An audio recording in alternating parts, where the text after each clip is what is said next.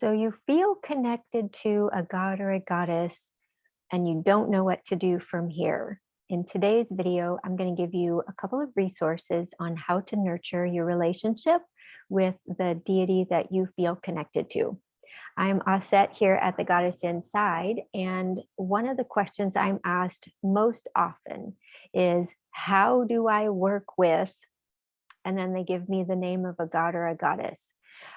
So many times people feel this deep heart and soul connection to a goddess, say Isis or Hathor, or maybe even Demeter or Athena. So it's something that can happen across all pantheons and all cultures of religious studies and spirituality.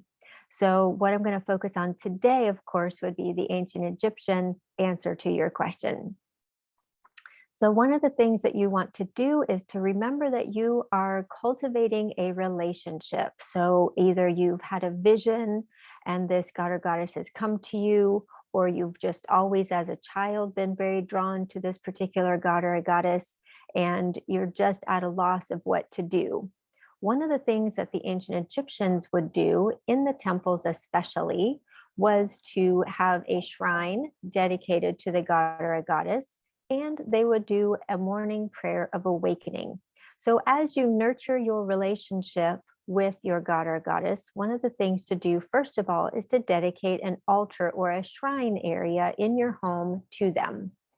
Some of the things that you can place upon your altar will have to do with things that they are associated with, or that they represent, or objects that represent them. So if you do have a statue of them, that will work perfectly. If you don't worry about that.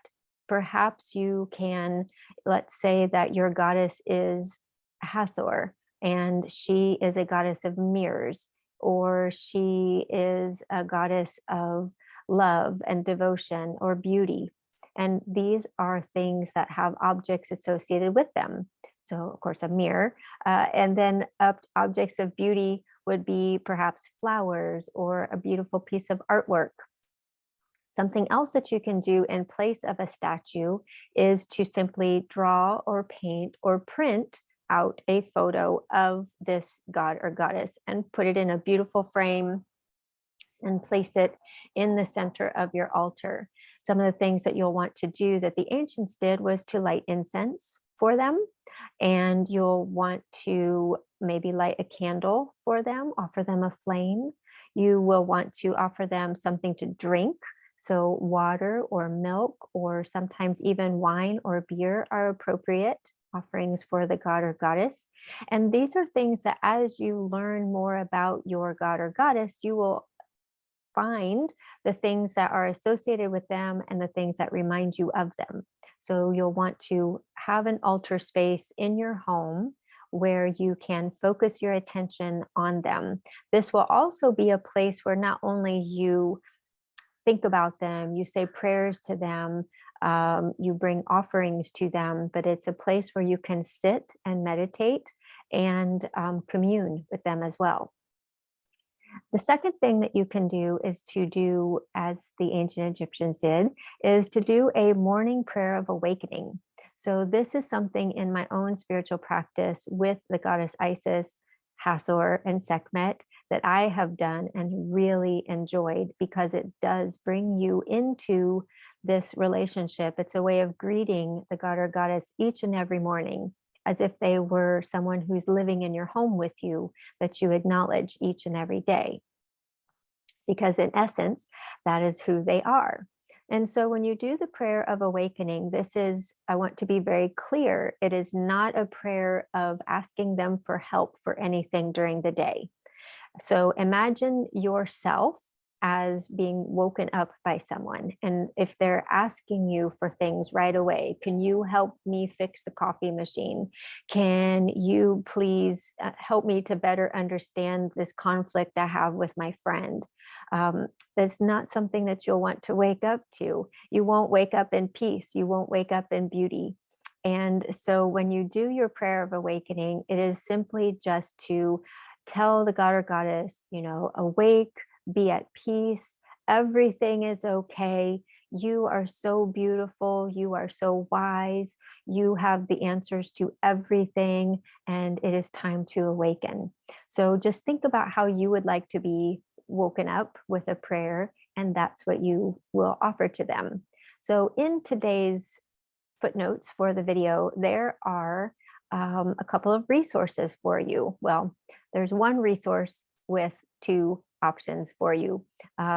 Just a PDF printout of some of the things that we've already talked about in this video, as well as given the opportunity to have in your hands a done for you prayer of awakening, so that you don't have to come up with one on your own. So the prayer of awakening and the dedication of a shrine and your altar are all in the PDF at the link below.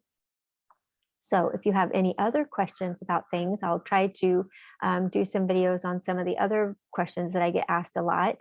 And in the meantime, be sure to check that one out and let me know how this helps you. If you want to email me and send me a photo of your altar space, then that would be wonderful too. I would always love to see altar spaces that people create and how special they are, and all the objects on them that have so much meaning.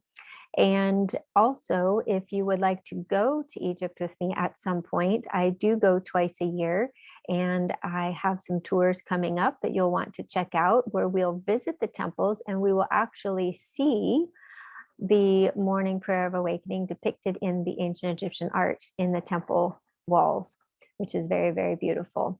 So thank you so much for joining me. And I hope that this was so helpful for you in your spiritual practice to help guide you to a closer relationship with the god or goddess of your choice, or that has chosen you. And like I always say, until next time, may you enjoy everything about today.